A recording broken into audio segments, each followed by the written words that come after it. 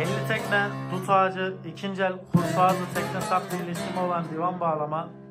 Fiyatı 8.000 lira.